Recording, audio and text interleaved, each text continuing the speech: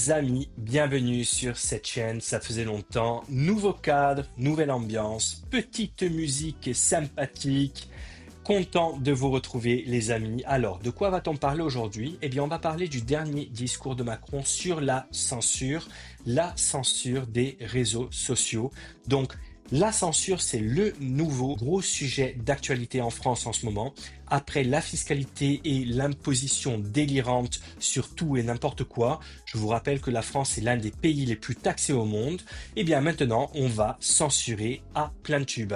Ça veut dire que si vous souhaitez écrire sur votre réseau social préféré que vous payez quand même un peu trop d'impôts, il faudrait peut-être un peu diminuer ceci ou en tout cas attendre un peu avant d'en remettre de nouveau. Eh bien non, vous ne pourrez plus l'écrire, vous serez censuré, vous n'aurez qu'à payer et surtout à la fermer.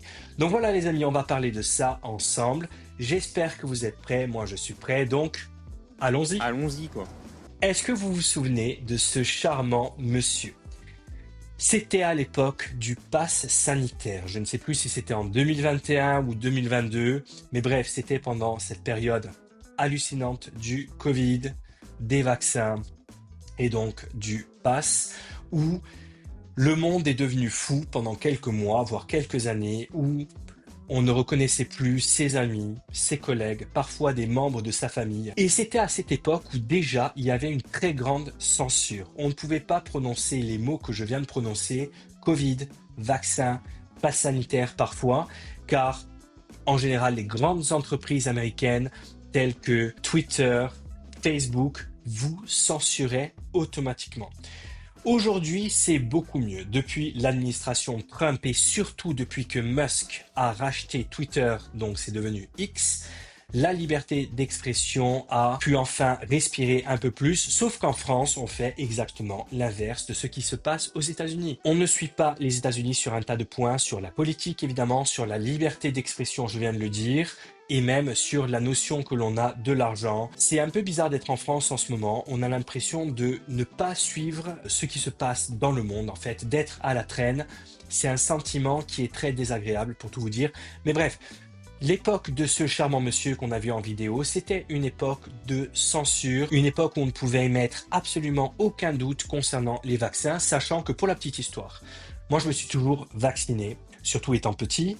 Mes parents m'amenaient faire des vaccins, j'y allais parfois avec l'école, mes enfants sont vaccinés, mais je n'ai jamais pris le vaccin du Covid, tout simplement parce que je trouvais d'une qu'on n'avait pas assez de recul sur ce vaccin qui avait été fait en quelques mois, alors qu'en général il faut des années de recherche avant de sortir un vaccin, et surtout la mortalité du Covid était extrêmement faible pour les gens comme moi, c'est-à-dire trentenaires, qui ne fument pas, qui sont sportifs, etc. Donc le ratio gain-risque en faveur du vaccin était trop mauvais. Mais pendant cette époque de censure, vous ne pouviez mettre aucun doute.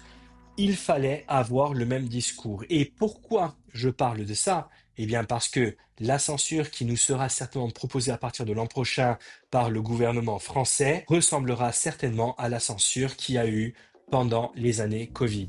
D'ailleurs, tiens, petit cadeau pour vous, parce que ça fait longtemps qu'on ne s'est pas vu. On va se regarder ensemble la vidéo entière où l'on voit notre cher ami expliquer à quel point le pass sanitaire, c'est absolument extraordinaire. Ça dure quelques secondes, ne vous inquiétez pas. Mais ça fait longtemps que je ne l'ai pas vu, je l'ai préparé ici et j'aimerais la revoir avec vous. Allez, on regarde ça ensemble. Je vais baisser Bonjour, la et musique vous l'avez évidemment. dit, c'est aujourd'hui le jour J pour prendre son café en terrasse ou bien à l'intérieur d'un restaurant. Eh bien, il faut montrer son pass sanitaire. Je suis justement avec l'un des clients attablé. Bonjour, merci d'être avec nous. On l'imagine, vous l'avez? Ah, je l'ai, le pass sanitaire, voilà. Oh, il est fier hein, de son papier imprimé A4. Et donc, c'est simple, hein, je suis venu dans ce café, près de Montparnasse, et j'ai montré ce pass sanitaire. Le serveur me l'a scanné, et le tour est joué, je suis rentré, Et le tour est joué. voilà. J'ai bu mon café en terrasse. Alors, quand vous êtes rentré dans le restaurant, vous l'a demandé tout de suite, hein? Oui, on me l'a demandé tout de suite, Oui, oui, et affirmatif. on m'a il est extrêmement content. Il est content et fier. Scanner le QR code. Vous l'aviez anticipé, ce pass sanitaire? Ah oui, bien sûr, puisque moi j'ai mes 2 doses, donc et puis s'il faut passer par ce pass sanitaire, Oh, moi je dis allons-y, quoi. Je dis aux allons-y. Français allons-y, quoi. Franchement, s'il faut Franchement, s'il faut une troisième dose, allons-y, hein. passer par le pass sanitaire pour enrayer l'épidémie, allons-y, quoi. Je vous remercie voilà pour ce témoignage. Il est magnifique. Il est magnifique. Et la légende était née. Le même intergalactique qui restera pendant des années était né. Ah, c'est juste incroyable. D'ailleurs, est-ce que vous pensez qu'il a toujours son pass sanitaire lorsqu'il va boire un café en terrasse? C'est la grande question. Moi, je dis que oui. Donc, les amis, c'était une autre époque, pas si lointaine, comme je vous l'ai dit, ça date de quoi? De 3-4 ans à peine.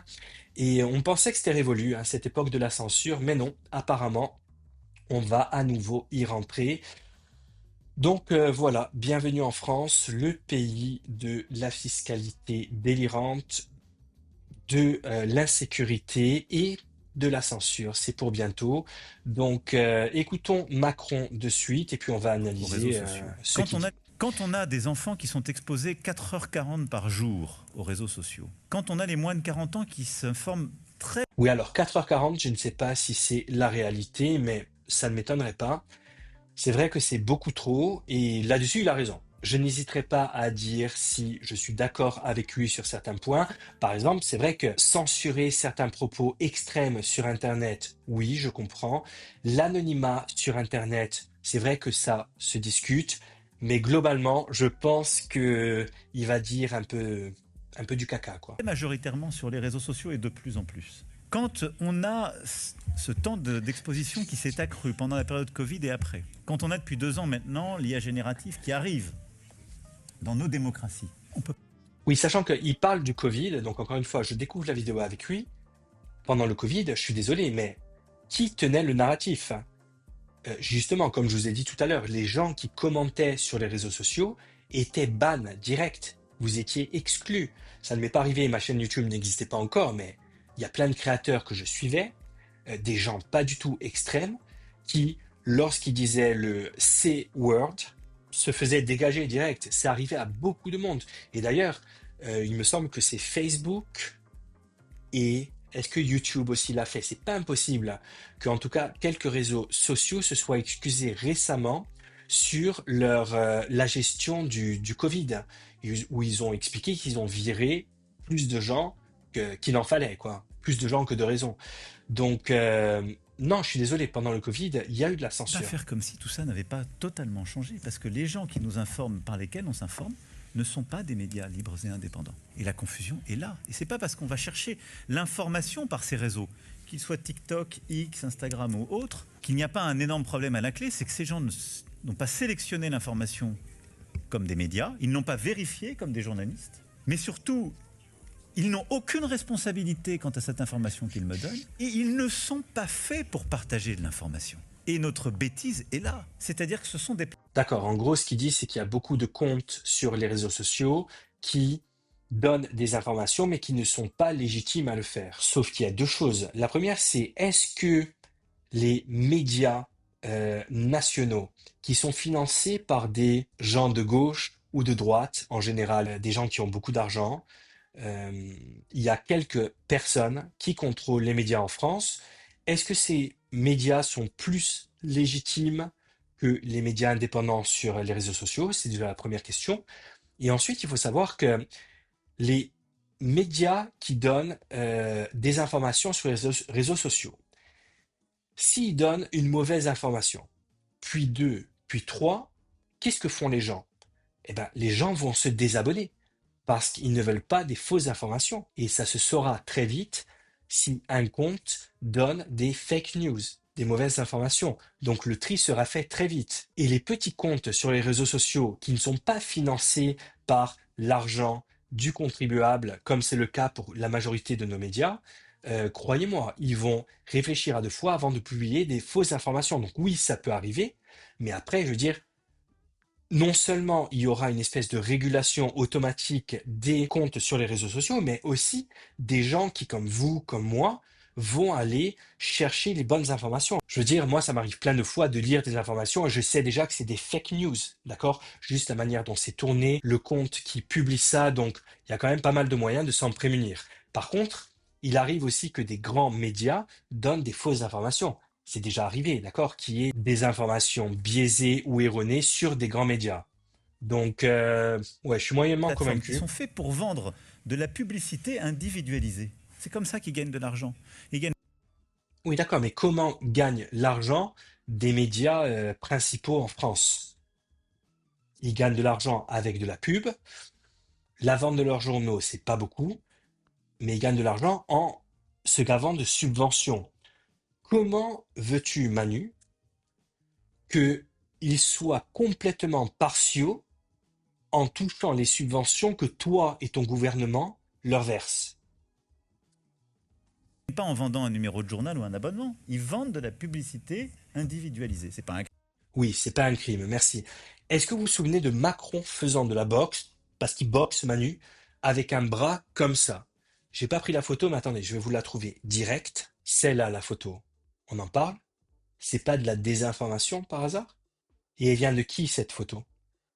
Elle vient d'une journaliste qui est venue dans ton bureau, qui t'a photographié et qui a publié cette photo. Avec, j'en suis convaincu, ton consentement. Donc, qui fait des fake news? Je pose ça là, à vous de décider. juste, c'est l'inverse de l'information. Et pour bien vendre la publicité individualisée, ils doivent accumuler des données sur les gens et les vendre avec un consentement approximatif à des tiers qui vont payer très cher cette publicité, des annonceurs. Mais surtout, ils sont mus par un processus qui est de créer l'excitation maximale qui créera le maximum de trafic pour maximiser leur page de pub. Et donc, tout l'ordre de mérite qui fondait nos démocraties, un rapport à l'argumentation, la vérité, est complètement mis en l'air. Puisque l'argumentation est moins forte que l'émotion, et l'émotion négative est plus forte que l'émotion positive, puisque Il parle bien, c'est un très bon communicant. Ça, on peut pas lui retirer. c'est elle qui crée le plus d'excitation. Donc qui maximise l'efficacité économique du modèle tel qu'il est conçu. Et c'est exactement ça. Et ça, c'est un processus de dégénérescence démocratique. On a fait n'importe quoi. Et c'est ce qui fait qu'aujourd'hui, on a des scientifiques indépendants qui montrent qu'un jeune Français J'aime bien quand Macron parle de dégénérescence, avec tout ce qu'il a fait depuis qu'il est en place. Ses fêtes de la musique, ses œuvres d'art, si on peut appeler ça des œuvres d'art. Là, c'était récemment sur la place Vendôme. Vous vous souvenez de enfin, toutes ces merdes qu'il a fait, qu'il a laissé faire. Et il nous parle de dégénérescence. Les Jeux Olympiques, évidemment, où une grande partie était d'un goût très approximatif. qui crée un compte TikTok sans aucune caractérisation, qui tape le mot islam, au bout du troisième contenu qui lui sera soumis, sera exposé un contenu salafiste. C'est ce qui fait que je vous défie, ouvrez aujourd'hui X en France avec un contenu libre. Si vous ne tombez pas immédiatement sur des contenus d'extrême droite, c'est que vous êtes mal organisé. Oui, peut-être. Sauf que avant que Musk rachète Twitter, comment c'était Twitter? C'était un... Je veux dire, qu'est-ce qu'il y avait sur Twitter? Il y avait du contenu d'extrême gauche. Il bannissait d'ailleurs à tour de bras les créateurs de contenu de droite, pas seulement d'extrême droite, ça évidemment, ça dégageait, c'était poubelle directe. Et ça dérangeait pas. Ce qui se passe sur Blue Sky, où, je veux dire, bon, c'est le réseau numéro un des gauchistes, où il y a même d'ailleurs des images d'enfants, des images, enfin bon, bref, c'est n'importe quoi. Est-ce que ça mérite pas de la censure? Comment ça se passe sur Threads, vous savez, le réseau social de Facebook, qui ressemble à X? Je veux dire, c'est bien, tu parles d'extrême droite, mais ouais, tu en parlais pas il y a 3 ans, hein, des contenus d'extrême gauche que l'on voyait sur X, par exemple. Pourtant, tu étais déjà en poste. Ouais, le deux poids, deux mesures, comme Et d'habitude. des contenus d'extrême droite français ou du monde entier. Et de toute façon, ces plateformes ont décidé de rompre la neutralité informationnelle, puisque le possesseur de celle-ci s'est engagé dans le combat démocratique et l'international réactionnaire. Donc, D'accord, c'est bien ce que tu dis, c'est compliqué, c'est pédant, sauf que Je te le fais simple, ça s'appelle la liberté d'expression. C'est-à-dire que sur X, maintenant, on peut voir ce que les gens ont dans la tête. Je sais que ça ne te plaît pas, parce que ta cote de popularité est très basse, il y a peu de gens qui t'apprécient, mais voilà, je veux dire, les gens qui écrivent sur X et ailleurs, qui n'aiment pas ta politique, tes idées, ta personne peut-être, même si ça c'est plus discutable, eh ben, je suis désolé, ils ont le droit de le dire, même si ça ne te plaît pas. Ce ne sont plus des lieux où on peut s'informer. C'est pas vrai. J'apprends beaucoup sur X, j'apprends beaucoup sur l'économie, j'apprends beaucoup sur le coding, c'est un domaine qui m'intéresse de plus en plus. Parfois, j'apprends des choses politiques qui sont vraies, qui sont avérées, mais qui ne sont pas relayées par les grands journaux. Pourquoi? Pourquoi l'information est autant filtrée? Et c'est à cause de ça, ou grâce à ça, que je vais sur X pour m'informer. J'ai choisi, j'ai trié, j'ai filtré les comptes que je suis pour avoir l'information la plus fiable possible et je m'informe énormément sur X. Je suis désolé. Et j'apprends beaucoup de choses, je vois beaucoup de choses que je ne vois pas dans les médias classiques, alors que ces informations sont vraies. Et d'ailleurs, elles sont souvent d'abord visibles sur X, puis après reprises par les grands médias. Donc, Exactement comme on l'a fait pour ce qui est de la France au 19e siècle face à la presse. Parce qu'à l'époque, on avait une presse qui s'achetait très bien, mais il n'y avait pas de déontologie, il n'y avait pas de responsabilité des éditeurs de presse, il n'y avait pas de profession qui s'était organisée. Et donc, on doit reprendre le contrôle de notre vie démocratique et informationnelle en censurant en régulant. tous les réseaux sociaux, en régulant, c'est ce qu'il dit. Et ça a été très bien dit. Il ne peut pas Réguler, c'est censurer, hein, je vous le dis, ça c'est... y avoir de Une fois qu'on ouvre la brèche avec la régulation, la censure est à deux pas. l'anonymat pour tout le monde et pas de responsabilité. Il doit y avoir une... Sur l'anonymat, je vous l'ai déjà dit, je suis plutôt d'accord. Je pense que l'anonymat sur Internet, ça doit être discuté. Évidemment, il y a des points d'accord, mais globalement, non, c'est pas bon. Désolé, Coco. responsabilité. On l'a mis dans la directive des services, DSA. Derrière, on veut la liberté, mais on ne veut pas la liberté pour des gens qui n'existent pas. Les bots, les faux comptes devraient être interdits. Et si une plateforme ne nous garantit pas qu'elle supprime ses faux comptes, elle doit être interdite elle-même. Et Complètement d'accord avec lui. Donc là-dessus, rien à dire. on doit absolument avoir la transparence sur les algorithmes pour voir s'il y a des biais doivent être partagés. Aujourd'hui, dans nos démocraties, notre système d'information ne fonctionne plus. Ah, voilà, c'était la fin de la vidéo. Ça aussi, je suis plutôt d'accord. Transparence des algorithmes. D'ailleurs, je ne sais pas si X et TikTok, par exemple, sont... Il me semble qu'ils sont en open source, mais je ne sais pas si on peut voir l'algorithme du coup. Ça serait intéressant, mais là-dessus, globalement d'accord. Sur l'anonymat et sur la transparence des algorithmes. Donc voilà, petite vidéo tranquille de rentrée, on reprend, on se remet dans le rythme. Les amis, ça m'a fait plaisir de discuter avec vous. Je dis discuter, mais c'était plus un monologue. Si vous souhaitez commenter ce que j'ai dit, si vous êtes pour, si vous êtes contre, si vous avez des choses à dire, n'hésitez surtout pas à écrire un commentaire. Je lis tous les commentaires. Cette chaîne est encore petite, donc j'ai le temps de voir tout ce qui s'écrit, tout ce qui se passe.